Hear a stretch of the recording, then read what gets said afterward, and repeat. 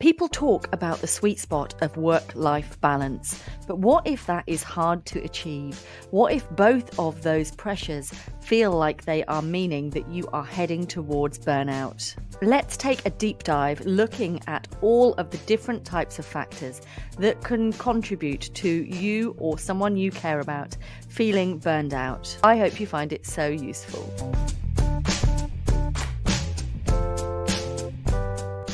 Hi, welcome along to the Aspiring Psychologist podcast. I am Dr. Marianne Trent and I'm a qualified clinical psychologist. For the last 5 episodes, I have been bringing you a special series on burnout, or more specifically, what burnout is and how to avoid it, both for yourself, for those that you might be working with, and or those you care about. It has been my pleasure to work alongside Dr. Claire Plumbly, who is also a qualified clinical psychologist and the author of a brilliant new book on burnout. We have evidenced during this series that teamwork makes the dream work, and it's always okay to have people support you. You don't need to worry about me, I'm not going anywhere. It's just that over the summer it can be a little bit of a juggle with the children. I wanted to make sure I was still providing you super brilliant, useful content whenever you are ready to listen or watch it. Claire is really spoiling us with our final installment of the Burnout Bites. Absolutely don't need to have listened to the previous 5 episodes, but I would recommend that you do because they are exceptional. Let's dive in and hear our final Burnout Bite with Dr. Claire. Hello and welcome to the final of Burnout Bites. This has been a series of 6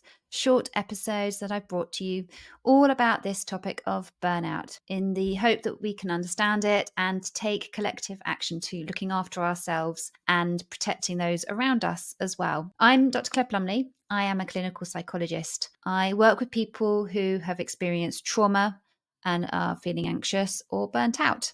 And I have a clinical practice both online and in Taunton, Somerset, and I have recently written a book. The book's called Burnout: How to Manage Your Nervous System Before It Manages You. The link is in the show notes, and a lot of the nuggets I've brought to you over this short series has been from that. So today I wanted to bring you this idea of the difference between external and internal pressures, because on the surface you'd think it would be simple. If we're feeling stressed, that we would slow down and pace ourselves and pause and rest so that we don't then tip into this more closed out, overwhelmed, burnout place. But there are 2 reasons that we don't.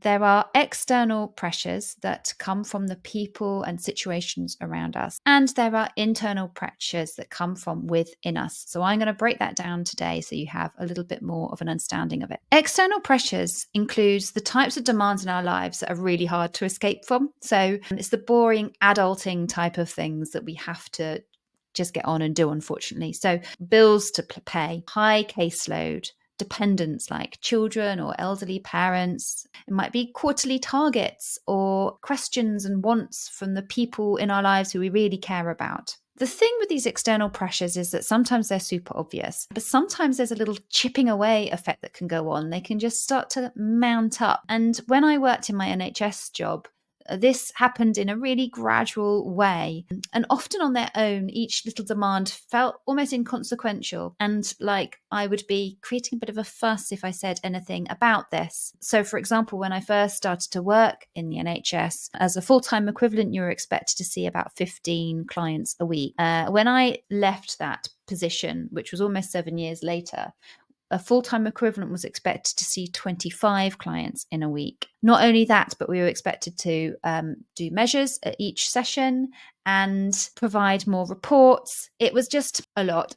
And it hadn't become quite clear to me until I sat down and really thought about it, how much more I was being asked to do. So here's a list of the common external pressures, so you can just check in and see how many of these you've got going on. Holding in mind that this won't just be at work, this will be in your personal life and friendship life and any maybe voluntary commitments that you have as well. So take it as a broad brush stroke. Time pressures. So this might be deadlines, completing projects, or, on a day-to-day basis where you've got to get somewhere at a certain time and get the kids to a club at a certain time. Any conflicts or disagreement where you're kind of feeling this constant pressure of being up against someone else or friction. Any high emotional labor in your job. So tending to others' negative emotions and not having emotional support for your own. This is a really strong external pressure that can be a bit more invisible. Workload, just having too much to do. And obviously that ties in with the time pressure, often not enough time to do it. This is an interesting one. Role ambiguity. So when you're not quite sure what you should be doing, or you don't want to step on the toes of others, there can be a lot of energy that gets used up there with decision making and trying to work out the best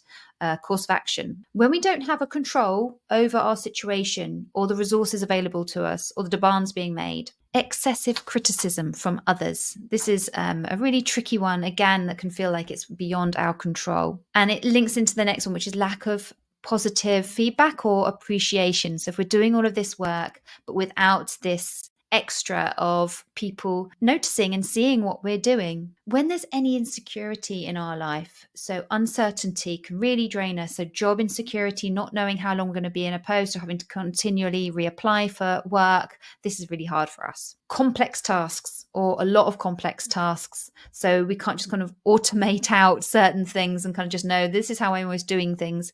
If we're having to always wrap our head around more complexity and new instructions, this is really, again, an external pressure coming in and at us from the type of work that we're doing. Of course, last but not least is financial worries. So a lot of external pressures are visible and obvious, but not always. There can be some cultural ideals or ways that we expect men, women, carers to behave in a certain way that can also add to the type of external pressures certain people are under. I go into this in chapter 7 in my book, but I just want to introduce that idea right now that not all external pressures are easy to put your finger on. Some of them might just be almost an expectation that you kind of don't recognize that this could be something that you question or hold at arm's length to look at and decide, actually, is this something that I do need to always be responding to? So some of these are really practical external pressures that we might be able to do something about. Sometimes we do have more control than we realize. And if we stop and spend some time working on what those options are to reduce external pressures, then that's a really valuable piece of work. But there are some external pressures that are less visible to us, and they can often come from ideas that are woven into our culture. So, for example, about our roles, what's expected from us. For example, that's different for men and women. It might also be different depending on your role in the family, your role at work. So, for example, women as carers, men as breadwinners, that's a very common one that most people can see as really unhelpful. And I go into this in one of the chapters in my book, trying to help people understand the narratives that might underlie all of this. But just know for now that there are very obvious, visible external pressures that we might be able to do something about. And there are others that are harder for us to fight on our own. And actually, this takes collective understanding and action.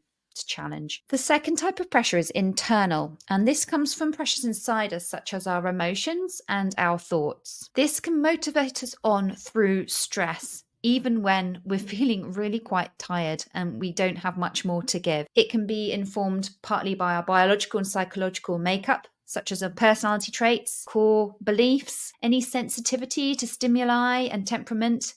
And it tends to show up as things like emotions, guilt, anxiety, shame, thoughts such as, well, I'm responsible for keeping everything together, or, well, I've not done enough yet to deserve a break. And also unpleasant sensations in the body, which are linked to stress, such as that rush of adrenaline. Everything then feels urgent. Muscles are tense, your heart's racing, you feel fidgety. The idea of trying to pause or slow down just seems to go against what your nervous system is telling you. In my book, I talk about 3 patterns of internal pressures that I see a lot in burnout in my work. So the first is people pleasing. So obviously being nice and kind to people isn't bad in and of itself, but people pleasing is when it tips into feeling like you're worthless unless others are happy. Your needs are bottom of the pile. And so all of the thoughts and emotions and internal sensations are linked to that. If you have any sense that others aren't feeling okay about things that you're doing, you will feel an urge to fix that and people please. The second is perfectionism. Again, the wish to do things well isn't in and of itself a bad thing. It's when this tips into an exhausting pursuit of perfection at the expense of your well-being. So not resting and not pausing and never delegating for fear of others getting things wrong. And this is usually fueled from a negative place, fearing the worst if you don't get things just so, that others will reject you or you'll be criticized or put down. And so again, the internal pressures will tend to revolve around specific worry thoughts about exactly that, what will happen if things aren't perfect. And you get all of the internal sensations linked to moving on, always keeping your foot on the gas. Third pattern that I go into in my book is this avoidance of emotions by using busyness. So if you fear your own body, you fear your own emotions, which can be, really common. Negative emotions are really unpleasant. As we know, pretty much a lot of our work in psychology is about helping people develop a more compassionate relationship with their emotions. But it's really understandable that we would try and avoid negativity. And when we haven't had experience growing up of this, building up our confidence in our ability to be attuned and respond to our body, this can cause people to overuse work as a strategy. And so you might have these internal thoughts of, well, I can't cope with negative anxiety or other emotions. What if this tips me into a really difficult place that I can never come back from? So I hope this is helpful for separating it out, beginning to think about what are the areas where I have control. Yes, there are some areas of external pressures that I might benefit from stopping and trying to problem solve, maybe getting some support with. And that might involve like practical and investment as well to try and get external pressures down. And then there are internal pressures that is more role of self-improvement and self-healing, and the role of a psychologist can help with this. Again, absolutely, these areas are things that we can do something about, but you've got to be aware of what your internal patterns are and know how to slow it all down before responding, before you do that. So possibly reading my book if you've got time, or listening to it on Audible, or doing any of your own continued work that you might already have up your sleeve, like your mindfulness practices or any other therapeutic approaches, compassion, focus therapy, and ACT. These are all really, really helpful for trying to move through these patterns in a way, or change your relationship with them. I really hope you found this series of 6 episodes on burnout helpful. I'd love to connect with you in my social media. If you would like to find me, I'm on Instagram, I'm on TikTok, I'm on Facebook and LinkedIn. You can also, like I say, check out my book. And if you're on my mailing list, I love to get replies. So do check out my mailing list. You can access that via the website. All of the links to these are in the show notes. And I will now hand you back to Marianne, who is going to bring you her next episode. As usual, the slightly longer episodes that you are more accustomed to. Thank you very much for having me. And Marianne, thank you for allowing me this platform. Oh, thank you so much, Claire. And it's been lovely having you head up the podcast for this last 6 weeks. And you've done a beautiful job. So thank you for sharing so generously with my audience. And please, to you, my audience, if you have found it useful, please do join Claire's mailing list. And of course, grab your copy of Burnout, How to Manage Your Nervous System Before It Manages You. If you've already bought it, please do rate and review on Amazon. I hope you found this to be a really, really wonderful use of the last 6 weeks of your time. I would love any feedback that you might have about it. Please do come and connect with me and discuss in my free Facebook group, the Aspiring Psychologist Community with Dr. Marianne Trent. Come and connect with me on my happy hangouts on socials. I'm always on LinkedIn, so that's a great place to follow me, but I'm everywhere. Dr. Marianne Trent. Come and follow me on Insta, TikTok, all of those great places. And let me know what content you would like. Don't forget that we have Marianne's motivation and mindset sessions, which happen weekly for free, exclusively in the free Facebook group. And if you love what we do here on the podcast, I think you will adore what we do in the Aspiring Psychologist membership. If you would like to access that, you can do for just £30 a month with no minimum term. And do remember the free Psychology Success Guide, which you can get by going to my website, www.goodthinkingpsychology.co.uk, and then head to the top for free resources. If you have already read the Clinical Psychologist Collective and the Aspiring Psychologist Collective, please do drop me some ratings and reviews on Amazon and on Goodreads. I am so privileged that you are part of my world, and I will look forward to bringing you the next episode, which will be along from 10 a.m. on Saturday on YouTube and from 6 a.m. on Monday, wherever you get your podcasts. Thank you again. Be kind to yourself and to those around you, and I'll look forward to seeing you very soon. Take care.